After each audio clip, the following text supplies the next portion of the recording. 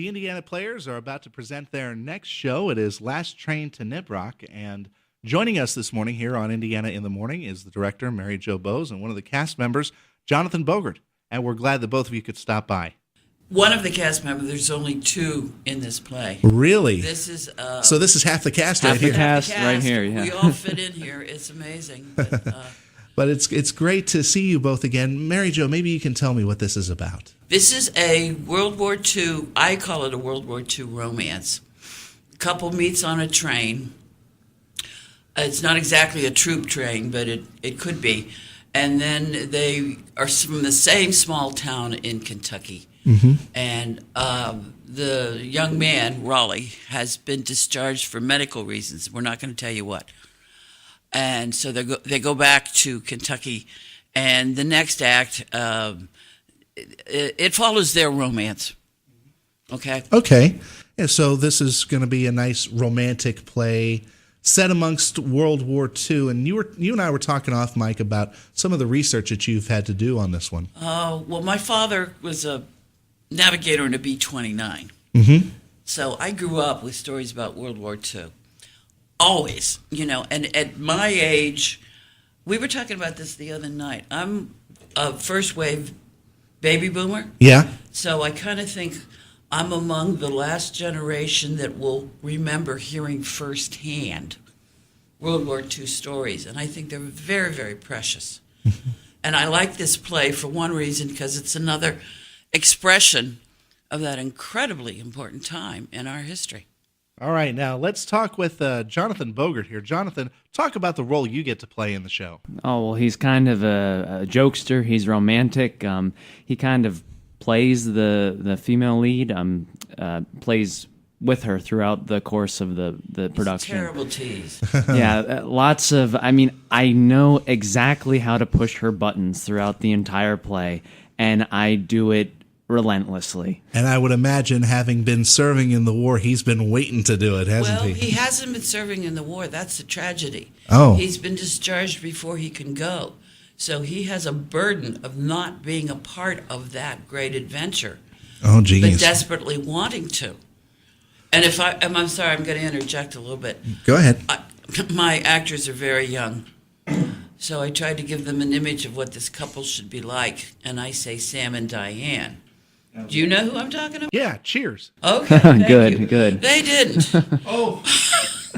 So it's that kind of chemistry. So it's that sort of chemistry. It's kind of a, are they, aren't they, kind of standoffish. Yeah.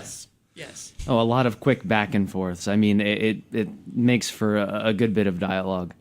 Yeah, I was about to say the dialogue, the writing has to be spectacular on it if you're going to have these barbs back and forth, but also these tales as well.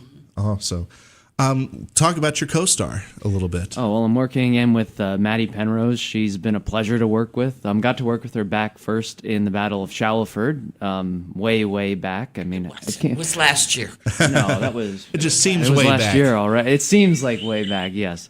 But no, it's nice to work with her again. She brings a lot of positive energy to the production, and she's saved me a couple times in rehearsals. So that's always I directed that yes. show. I know.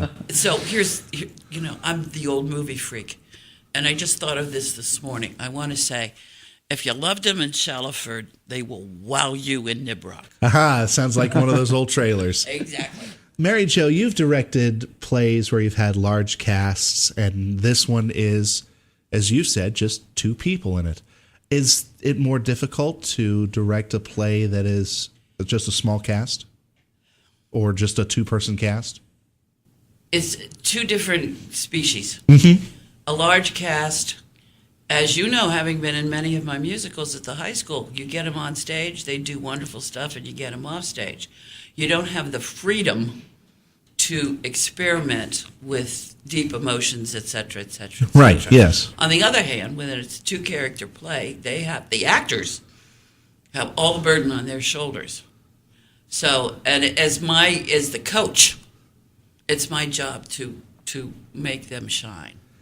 Have you been feeling that pressure? Well, and a great coach she has been. I mean, Good. we have worked probably a couple different versions of a couple of the key scenes, and I think we've really come to sort of a good place that'll really interest the audience and Entertain. Yes, entertain. Entertain. Definitely. Because it is entertaining. That is the key. You'll laugh, you'll cry.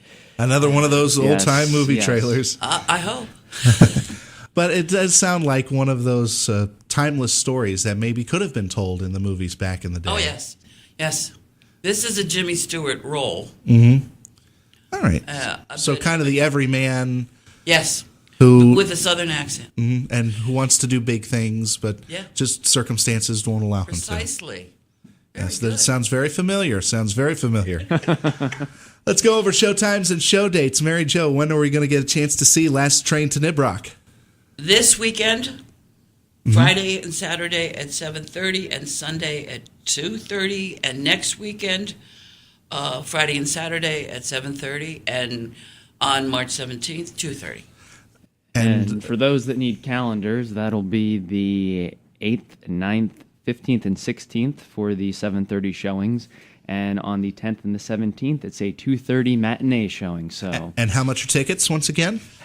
$12 for adults, and I believe I'm a senior citizen, so I get in for 10.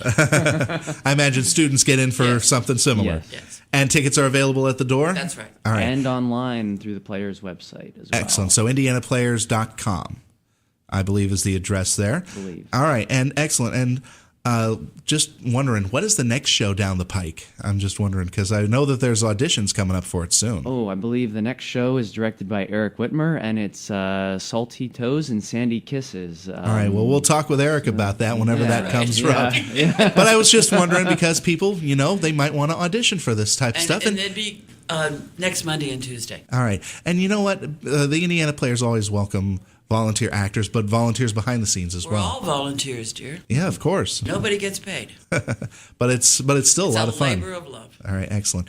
Mary Jo Bowes, and of course our Jonathan Bogert. Jonathan, thank you very much, both of you, for joining us here, and we hope that you guys have a lot of fun with Last Train to Nibrock, Break a Leg. Thanks again for joining us. Thanks for having Thank us, you, Josh. Josh.